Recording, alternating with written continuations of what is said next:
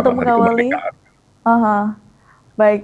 Untuk mengawali perbincangan kita pada siang hari ini tentunya Pak Tamrin selaku pengamat politik. Tentunya di usia kemerdekaan Indonesia yang ke-81 tahun ini Pak. Bagaimana Pak melihat kondisi Indonesia saat ini? Ya, kalau saya melihat Indonesia di usia 81 tahun ini, jujur saya harus fair bahwa kita punya alasan untuk optimis gitu ya. Tapi nggak punya alasan juga untuk cepat berpuas diri. Kenapa saya katakan demikian? Karena kalau kita lihat datanya, eh, kita harus akui memang ada kemajuan yang nyata gitu ya. Seperti menurut data BPS itu tingkat kemiskinan pada September 2025 itu kita udah menurun jadi turun 8,25% gitu ya, atau sekitar 23,36 juta orang gitu. Nah, dari segi pembangunan manusia gitu, kalau kita lihat data IPM juga sudah naik gitu dari 75,02 sebelumnya sekarang jadi 75,90. Kemudian di pasar kerja juga begitu gitu ya. Tingkat pengangguran terbuka itu turun menjadi 4,68%. Jadi kalau ada yang mengatakan Indonesia nggak alami kemajuan, menurut saya itu juga nggak fair gitu. Tapi persoalannya adalah apakah kemajuan makro itu kan belum selalu identik dengan rasa kesejahteraan di rumah tangga gitu. Jadi Mhm. misalnya gini, rata-rata upah buruh di Februari 2026 misalnya, dari data itu adalah 3,29 juta rupiah per bulan. Artinya ketika kita bicara pertumbuhan dan pembangunan, masyarakat mungkin bertanya dengan bahasa yang jauh lebih sederhana. Apakah pekerjaan saya lebih baik atau tidak nih? Gitu. Mhm. Penghasilan saya cukup atau enggak nih? Anak saya bisa sekolah dengan baik atau tidak? Ketika saya sakit, saya bisa mendapatkan pelayanan yang baik atau tidak? Jadi Mhm. bagi saya, setelah 81 tahun kita merdeka, tantangan kita itu udah bergeser. Kalau dulu pertanyaannya itu, bisakah kita menjadi negara merdeka? Sekarang pertanyaannya adalah, apakah kemerdekaan itu bisa kita transformasikan menjadi kesejahteraan yang dirasakan secara nyata dan relatif merata oleh hampir 300 juta Indonesia. Jadi menurut saya itulah makna penting tema tahun ini, Indonesia berdaulat, adil, dan makmur. Gitu, Mbak Rera. Baik, tapi kalau dari data BPS, kalau melihat dari sisi kesejahteraan masyarakat tadi ya Pak ya, apakah masyarakatnya sudah benar-benar bisa dikatakan merasakan makna kemerdekaan Pak? Ya, kalau di itu gitu, kalau dibilang benar-benar merasakan kemerdekaan, saya pikir itu menjadi PR kita juga kan gitu ya. Mhm. Hmm. Artinya kalau ditanya sudah nggak? Ya jawabannya sudah, tapi belum merata. Karena secara formal kita merdeka sejak tahun 45 gitu. Tapi sebagai saya orang yang menggeluti studi disiplin kebijakan publik ya, saya melihat ada yang namanya kemerdekaan substantif. Artinya warga itu apakah benar-benar merasakan kemerdekaan kalau mereka memiliki akses yang layak terhadap pendidikan. Artinya mereka baru merasakan kemerdekaan kalau kita benar-benar memiliki akses yang layak terhadap pendidikan, kesehatan, pekerjaan, pelayanan publik, dan kesempatan memperbaiki kehidupan gitu. Jadi kalau masih ada warga yang sulit untuk mengakses layanan hanya karena tinggal jauh atau dari pusat pemerintahan, atau kualitas sekolah atau layanan kesehatan itu sangat berbeda antar wilayah, berarti pekerjaan kita belum selesai gitu. Jadi Baik. pertanyaannya bukan hanya apakah rakyat sudah merdeka, tapi apakah negara itu sudah benar-benar memberi kesempatan yang relatif adil bagi setiap warga untuk berkembang. Jadi jawaban singkatnya, kalau ditanya sudah nggak? Sudah, tapi belum merata gitu, Mbak. Baik, tapi kalau kita lihat di Sumatera Selatan khususnya Pak, apakah pembangunan yang selama ini dilakukan sudah cukup dirasakan manfaatnya oleh masyarakat? Selaku pegawai politik seperti apa Pak? Ya, kalau Sumatera Selatan gitu, kalau saya lihat gitu dari data itu memang menunjukkan kemajuan ya, ekonomi tumbuh, pengangguran relatif juga rendah dan timbangan juga nggak terlalu tinggi. Tapi kemiskinan di Sumsel itu masih sekitar 9,85% gitu, lebih tinggi daripada rata-rata nasional sekitar 8,25%. Dan bagi saya ini bukan sekedar persoalan ekonomi, ini soal efektivitas kebijakan publik gitu ya. Artinya kita harus bertanya, apakah pertumbuhan dan pembangunan yang terjadi itu sudah cukup kuat nggak untuk diterjemahkan menjadi pelayanan publik yang lebih baik, pendidikan yang lebih berkualitas gitu ya, dan kesehatan yang lebih mudah diakses, dan Mhm. kesempatan ekonomi yang lebih luas. Sumsel itu tidak cukup hanya kaya sumber daya gitu, kita kaya, tapi nggak cukup hanya itu. Yang jauh lebih penting adalah bagaimana pemerintah mampu mengubah kekayaan daerah itu menjadi kualitas hidup masyarakat gitu, Mbak.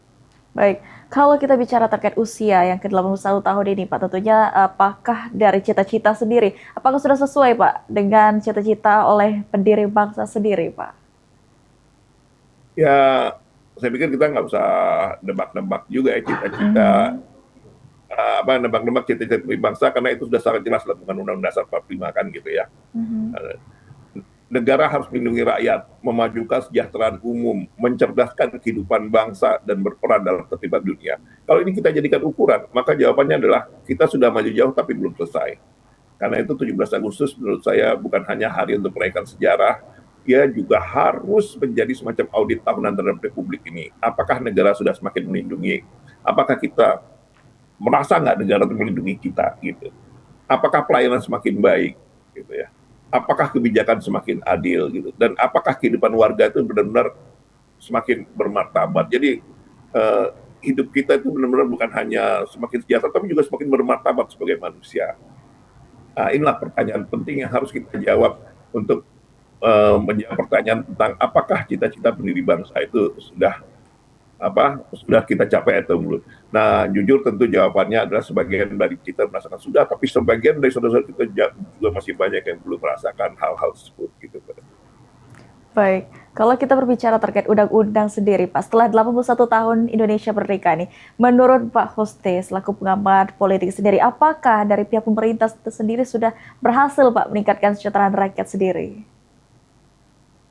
Ya, secara umum tentu ada keberhasilan ya, indikator Mhm. sosial kita itu membaik gitu. Tapi dari perspektif kebijakan publik, saya tuh nggak terlalu tertarik pada berapa banyak program dibuat gitu. Saya lebih tertarik pada satu Mhm. pertanyaan, apa yang berubah dalam kehidupan masyarakat setelah program itu Mhm. dijalankan. Karena Mhm. pemerintah itu sering terjebak dulu pada ukuran administratif, anggaran terserap, proyek selesai, program diluncurkan. Padahal itu baru output. Yang harus kita nilai dari masyarakat itu kan adalah outcome-nya. Yang harus nilai masyarakat itu adalah outcome-nya.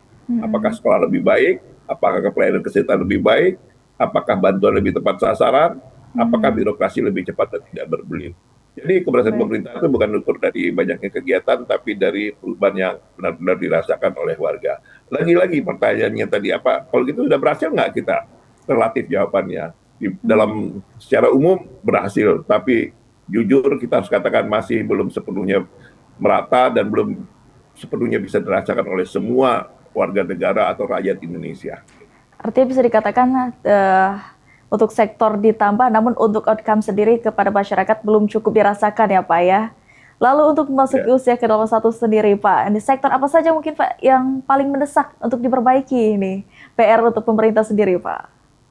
Hmm, ya tentu ini agak subjektif ya. Jadi kalau saya harus memilih gitu, saya akan Mhm. mengatakan sesuai dengan bidang yang saya geluti, yang paling mendesak untuk diperbaiki itu adalah kualitas layanan publik dan kualitas sumber daya manusianya. Kenapa? Mhm. Karena hampir semua agenda pembangunan itu pada akhirnya bertemu di situ. Mhm. Pendidikan, kesehatan, administrasi kependudukan, perlindungan sosial, terus apalagi perizinan, semua itu akan menentukan apakah warga merasa negara hadir gitu. Jangan sampai kita urusan-urusan yang memang kita harus diwajibkan untuk untuk melakukan untuk mendapatkan layanan publik justru kita mau dipersulit gitu ya. Nah, Betul. tapi jujur itu kan sekarang semakin lama semakin membaik ya gitu. Mhm. Dan tantangan kita sekarang itu bukan hanya untuk memperluas aksesnya, tapi Mhm. bagaimana meningkatkan kualitas dan kesetaraan kualitas layanan. Jadi jangan sampai pelayanan itu hanya bagus di pusat kota, tetapi jauh Mhm. menurun ketika kita bergerak ke daerah pinggiran dan perdesaan. Ya, jangan hanya semua di Palembang bagus, tapi di Mhm. ujung sana, di Ompus Selatan, sampai di dusun misalnya di mana gitu, itu masih masih sulit didapatkan. Artinya pemerataan itu menjadi sangat penting. Karena bagi saya ukuran negara maju itu adalah ketika kode pos seseorang itu nggak terlalu menentukan kualitas layanan publik yang dia terima. Artinya dimanapun dia berada, kualitas layanan publiknya itu sama, gitu Mbak. Baik, kalau berbicara terkait pelayanan publik, Pak, yang perlu diperbaiki artinya apakah dari pihak kepemimpinan atau dari pegawai sendiri yang perlu ditambah, Pak? Seperti apa, Pak? Ya penting sih ya, penting. Mhm. Kepemimpinan itu penting dan kebijakan publik itu. Tapi saya ingin menambahkan juga jangan terlalu menggantungkan negara pada figur pemimpin gitu. Mhm. Pemimpin yang baik itu tentu menentukan arah dan prioritas gitu. Mhm. Tetapi institusi yang baik yang akan memastikan arah itu benar-benar dilaksanakan ya. Atau kalau bahasa sederhana itu yang bagaimana sistem itu atau tata kelola itu menjadi semakin baik. Jadi jangan terlalu tergantung pada figur orang baik atau seorang pemimpin yang hebat gitu ya. Mungkin hebat itu penting, baik ya, tapi Mhm. jangan semuanya tergantung pada mereka gitu. Sebab Baik. misalnya dalam disiplin saya administrasi publik, persoalan kita sering bukan tidak punya kebijakan, kita justru Mhm. terlalu banyak itu bikin public policy. Masalahnya adalah selalu terjadi implementation gap, ada kesenjangan implementasi antara apa yang diputuskan kayaknya baik, terus dengan apa yang terjadi di lapangan, kok nggak seperti yang diputuskan dulu gitu. Karena itu yang kita butuhkan, itu adalah tata kelola yang baik, sistem yang baik, institusi yang baik, bagaimana kita membangun birokrasi yang profesional, berbasis merit, mampu bekerja lintas sektor, gitu, Mbak, menggunakan data yang baik, dan berani mengevaluasi program yang tidak efektif. Atau kalau kita sederhanakan, kita ringkas dari semua apa yang saya sampaikan, itu adalah pemimpin yang baik itu bisa mempercepat perubahan, tetapi institusi yang baik itu akan membuat perubahan itu menjadi bertahan, gitu Mbak.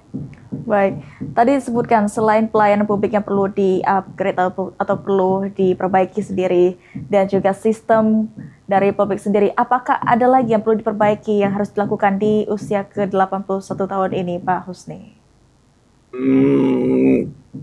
Ya kalau kita ringkas, ada 3 gitu menurut saya gitu. Pertama, dari pemerintahan yang sibuk membuat program menjadi pemerintahan yang fokus pada hasil, itu yang penting gitu. Jadi kita tidak cukup hanya punya pemerintahan yang sibuk buat program, tapi yang paling penting itu adalah bagian pemerintah itu fokus pada hasil dari program-program tersebut. Kedua, dari birokrasi yang prosedural gitu, yang semua harus ikut aturan, betul aturan penting, tapi aturan itu pada akhirnya harus dia merupakan birokrasi yang bisa menyelesaikan masalah di masyarakat. Jangan justru aturan, regulasi itu menjadi prosedur yang berbelit-belit yang malah menyusahkan. Karena aturan dibuatkan adalah demi kepastian, demi jaminan, dan sehingga ya ujungnya tuh harus mampu menyelesaikan masalah masyarakat. Dan yang terakhir, yang ketiga itu dari pembangunan yang seragam itu menjadi kebijakan yang lebih sensitif terhadap perbedaan kebutuhan daerah dan kelompok masyarakat.